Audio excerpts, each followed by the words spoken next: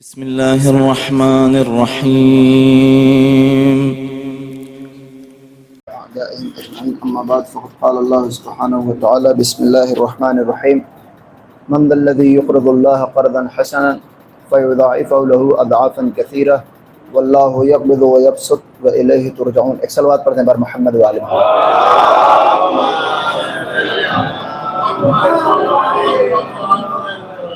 حضرات، جیسا کہ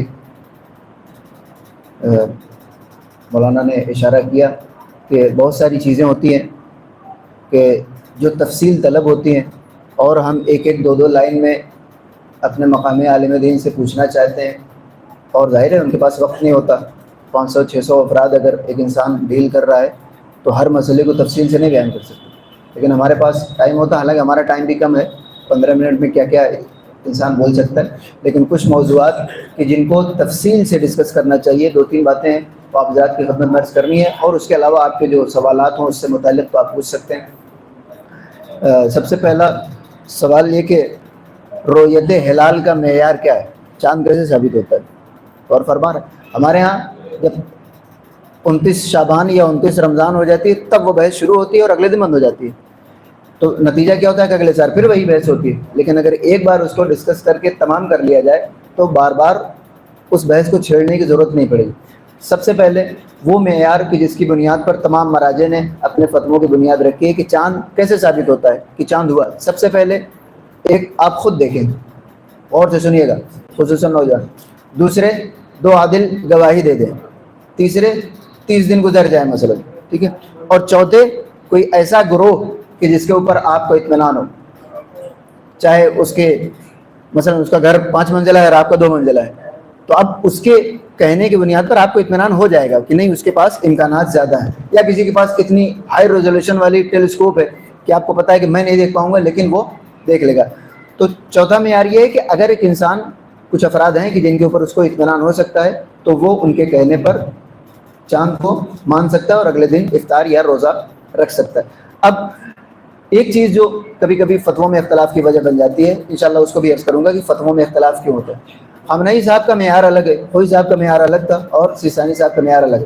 خامنہئی صاحب کے نزدیک اگر ایک جگہ چاند ہے اور اس کو دیکھنے کے لیے کسی بھی ٹیلیسکوپ کا استعمال کر لیا جائے تو کافی ہے. آپ نے ٹیلیسکوپ سے دیکھ کر اس کو طے کر دیا، چاند ہو گیا. سیستانی صاحب کہتے ہیں کہ روایتوں میں 5ویں امام کی جو روایت ہے کہ چاند دیکھ کر روزہ رکھنا شروع کرو اور چاند دیکھ کر روزہ اپنا تمام کرو. تو اس کا مطلب کہ ہمیں آنکھ سے دیکھنا ہے. ٹیلیسکوپ سے اگر آپ زوم ان کریں تو ایسی ٹیلیسکوپ سے کہیں نہ کہیں تو نظر ہی آ جائے گا، تو اس سے تو نہیں ہم فیصلہ کر سکتے. ہاں، سیستانی صاحب کہتے ہیں کہ چاند کے وجود کے لیے، یعنی اس کی موجودگی پتہ کرنے کے لیے آپ ٹیلیسکوپ کا استعمال نہیں کر سکتے، لیکن اس کو دیکھنے کے لیے استعمال کر سکتے. ان دونوں میں کیا فرق ہے؟ مثلا آپ کے افق اور ہوریزون میں چاند ہے ہی نہیں، اگر آپ کسی ایڈوانس ٹیلیسکوپ کا استعمال کریں تو کہیں نہ کہیں نظر آ جائے گا. لیکن ایک یہ ہوتا ہے کہ آپ کے ہوریزون میں آ گیا ہے، آپ کے افق میں ہے لیکن دکھ نہیں رہا ہے کسی وجہ سے، مثلا بادل ہے یا موسم خراب ہے یا مثلا آپ کا گھر اتنی اونچائی پہ نہیں. تو سیستانی صاحب کہتے ہیں اس میں کسی آلے کا اور ٹول کا استعمال کیا جا سکتا ہے، یعنی چاند موجود ہو لیکن نظر نہ آ رہا ہو، تب کوئی ایک انسان جس کے پاس مثلا چشمہ ہے یا ٹیلیسکوپ ہے یا کوئی اور مثلا اس کے پاس اور دوسرے وسائل ہیں، تو ان وسائل کے ذریعے چاند کی موجودگی کا پتہ نہیں لگایا جا سکتا، لیکن موجود ہو اور نظر نہ آ رہا ہو تو دیکھا جا سکتا ہے.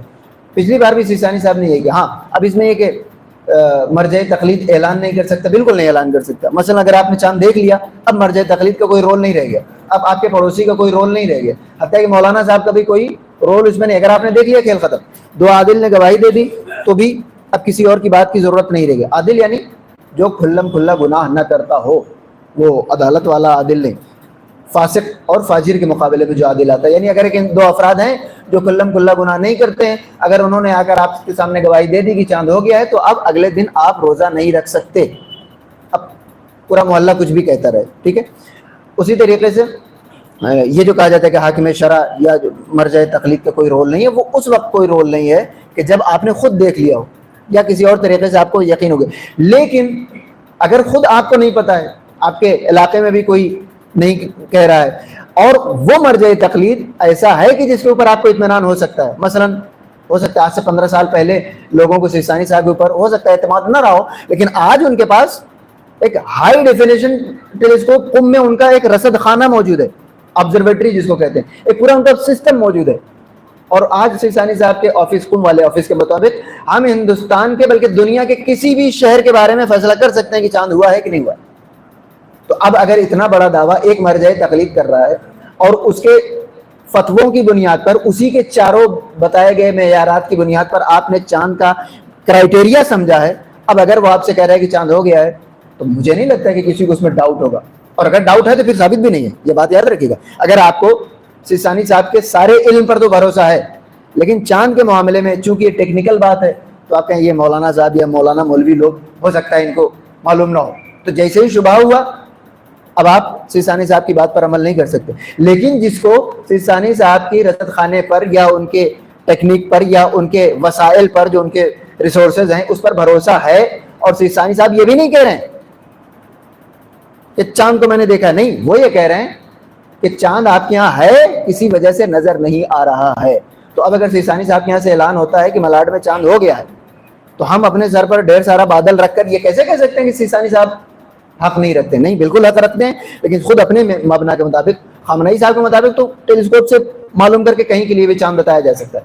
سیسانی صاحب کہتے ہیں کہ چاند ہونے نہ ہونے کا فیصلہ نہیں کیا جا سکتا, لیکن چاند کے دیکھنے کا فیصلہ کیا جا سکتا ہے اگر موجود ہو لیکن دکھائی نہ دے رہا ہو. تو پچھلی بار سیسانی صاحب نے یہی کہا, اب وہ خواہ مخواہ کا ایک ہنگامہ برپا ہو گیا. لیکن اگلی بار آئندہ جب بھی آپ کو چاند کا مسئلہ درپیش ہو, آپ بالکل یا خود دیکھ لیں یا دو لوگ گواہی دے دیں یا 30 دن گزر جائیں, اگر ان تینوں میں سے کچھ بھی نہیں ہے تو آپ اپنے مرجع تقلید کی طرف رجوع کریں کہ آپ یہ بتا دیجئے کہ کیا ہمارے یہاں ہے اور صرف دکھ نہیں رہا ہے. اگر ایسا مسئلہ ہے تو پھر ہم آپ کی بات مانتے ہیں, اور گفتگو تمام ہو گئی.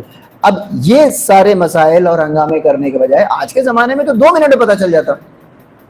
آپ آفس فون کرتے کہ حضرت آپ نے یہ جو چاند کا اعلان کیا اس کا معیار کیا ہے, کیونکہ سیسانی صاحب کے معیار کے مطابق اگر آپ کے یہاں چاند ہے ہی نہیں تب ٹیلیسکوپ فیصلہ نہیں کر سکتی, لیکن ہے, دکھ نہیں رہا تو ٹیلیسکوپ فیصلہ کر سکتی ہے. اگر آپ نے فون کیا ہوتا 2 منٹ میں واضح ہو جاتا. لیکن ہم لوگوں نے سب سے پہلی غلطی ہے کہ 29 کو کسی نے چاند دیکھنے کی کوشش نہیں کی. اگر اس دن دیکھنے کی کوشش کی ہوتی تو شاید نظر آ جاتا, کسی نے نہیں کی. سعودی عرب کو معیار بناتے ہو وغیرہ وغیرہ, پتہ نہیں کیا کیا باتیں ہوتی. ایک تو ہم نے دیکھنے کی کوشش نہیں کی, اور دوسرے اگر مرجع تقلید نے کہہ دیا تو ہم نے یہ زحمت نہیں کی پوچھنے کی کہ حضرت آپ کس بنیاد پہ کہہ رہے ہیں. ہم نے فیصلہ کر دیا کہ سیسانی صاحب ایسے کیسے کہہ سکتے ہیں, اور بقیہ ساری باتیں اسی توضیح المسائل سے مانتے ہیں. اور فرما رہے یعنی چاند کیسے دیکھا جاتا ہے, چاند کیسے ثابت ہوتا ہے, یہ معیار ہم نے سیسانی صاحب سے لیا. اور سیسانی صاحب جو کہہ رہے ہیں کہ چاند ہو گیا ہے اور ان کے آفس سے اعلان ہو گیا چاند ہو گیا, تو ہم یہ پوچھنے کی زحمت نہیں کر رہے کہ حضرت آپ نے اگر اپنے ہی معیار کے مطابق کہا ہے کہ چاند ہو گیا پھر تو بالکل چاند ثابت ہو جاتا. امید ہے کہ میں اپنی بات پہنچا چکا ہوں, اور اگر کوئی سوال ہوگا تو آپ حضرات پوچھ سکتے ہیں. صلوات پڑھتے ہیں محمد والے.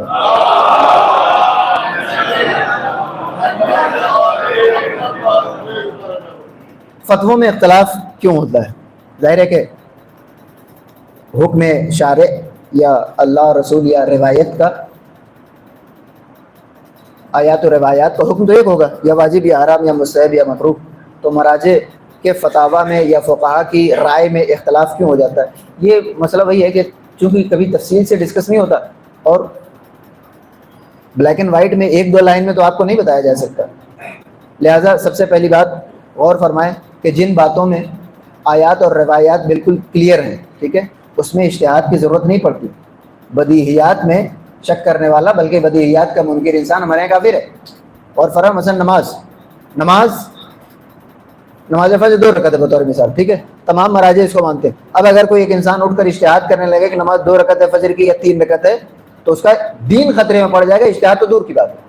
اور فرما رہے ہیں تو جو باتیں آیات اور روایات میں کلیئر ہیں اس میں اجتہاد ہوتا ہی نہیں ہے کہ آپ کہیں کہ آیت تو کچھ اور کرے مرجع کچھ اور کرے. نہیں, اجتہاد وہاں ہوتا ہے جہاں آیت اور روایت بالکل خاموش ہے, یا ہے لیکن واضح نہیں ہے, یا ہے بھی واضح بھی ہے لیکن 2 روایتیں آپس میں ایک دوسرے سے ٹکرا رہے ہیں.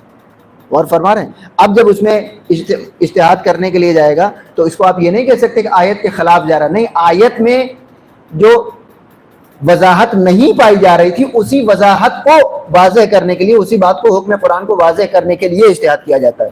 جو حکم پہلے سے واضح ہو اس میں اجتہاد جائز ہی نہیں, بلکہ اجتہاد کا وہ علاقہ ہی نہیں, وہ اجتہاد کا ایریا ہی نہیں. تو اب اگر بطور مثال اسی چاند کے مبنا کے بارے میں کہ خامنئی صاحب کو مبنا لگ گیا, آیت اللہ کوئی رحمہ اللہ کا مبنا الگ تھا اور سیستانی صاحب کا مبنا الگ ہے. اب آپ یہ کہیں کہ مولا نے تو ایک ہی کچھ کہا ہوگا. نہیں, مولا نے کچھ کہا ہی نہیں اس کے بارے میں.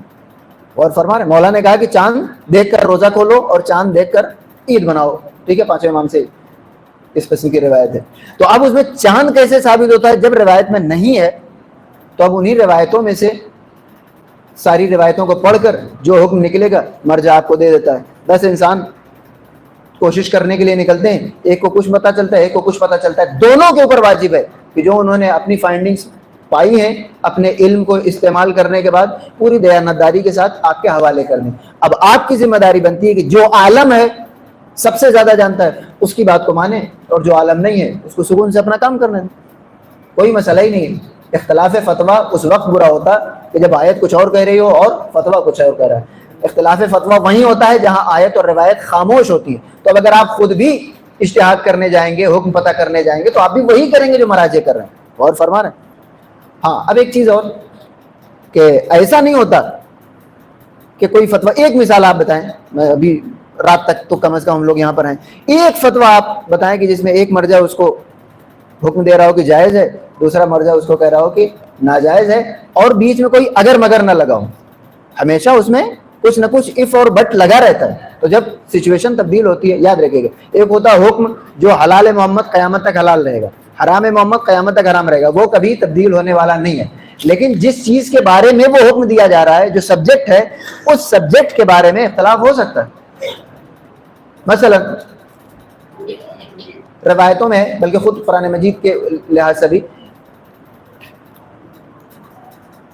وقت برباد کرنا شرعاً جائز نہیں ہے.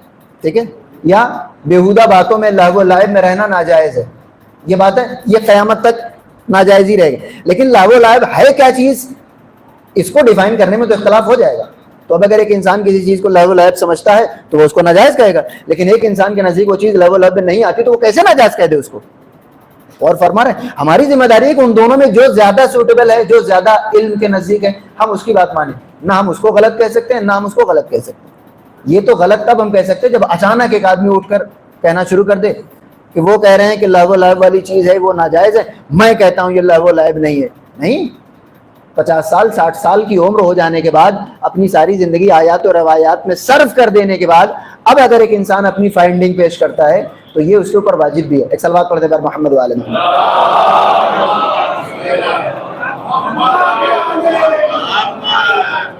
میں مثال کے طور پر عرض کر دوں, شطرنج بڑی لے دے ہوتی ہے اس کے اوپر کہ سیستانی صاحب نے کہا کہ حرام ہے, موبائل میں نہیں کھیل سکتے, اور خامنئی صاحب نے کہہ دیا جائز. آپ یہ سنتے ہو نا, ایک نے شطرنج جائز کہا, ایک نے شطرنج ناجائز کہا. کوئی سوال نہیں ہے کہ ایک مرجع جائز کہے اور دوسرا مرجع ناجائز کہہ دے اسی چیز کو, جب تک کہ موضوع یا جو سبجیکٹ ہے وہ تبدیل نہ ہو جائے. آپ آج بھی آپ نے فتویٰ پڑھا آیت اللہ سے خامنئی اور آیت اللہ مکارم شیرازی, ان دونوں نے اس کو جائز کرا اگر لگا کر. ڈائریکٹ ایسا ہو ہی نہیں سکتا کہ ایک مرجع اسی چیز کو کہے کہ یہ چیز ایز اٹ از جائز ہے, دوسرا آ کر کہے کہ وہ ایز اٹ از وہ حرام ہے, ناجائز ہے. ہو ہی نہیں سکتا. اب شطرنج میں لیجیے, شطرنج آلات قمار یعنی جوئے کے جو آلات ہیں ان کو آپ گھر میں رکھ بھی نہیں سکتے, کھیلنا تو دور کی بات. لہٰذا سیستانی صاحب کہتے ہیں, اور آیت اللہ صافی گلپائگانی اور آیت اللہ وحید و خراسانی کہتے ہیں اصلاً شطرنج کسی بھی طریقے سے آپ نہیں کھیل سکتے.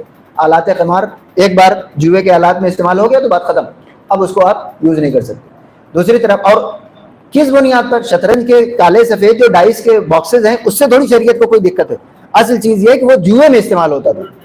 اور فرما رہے ہیں, تو اب آیت اللہ مکارم شیرازی کہتے ہیں کہ چونکہ جوئے کی وجہ سے شریعت نے حرام قرار دیا تھا, تو آج اگر وہ جوئے کے لیے استعمال نہیں ہوگا تو جائز ہوگا. اب بتائیں اس میں کوئی آفت آ گئی؟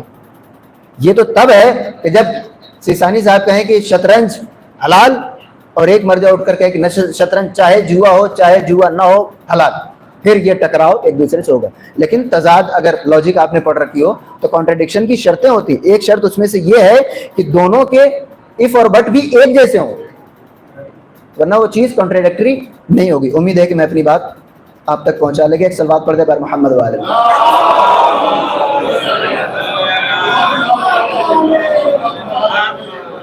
ایک مسئلہ اور ہے قمر در عقرب کا, اور یہ گفتگو کی آخری بات ہے کہ قمر در عقرب کس کو کہتے ہیں. روایتوں میں ہے کہ چھٹے امام سے روایت ہے کہ قمر در اقرب میں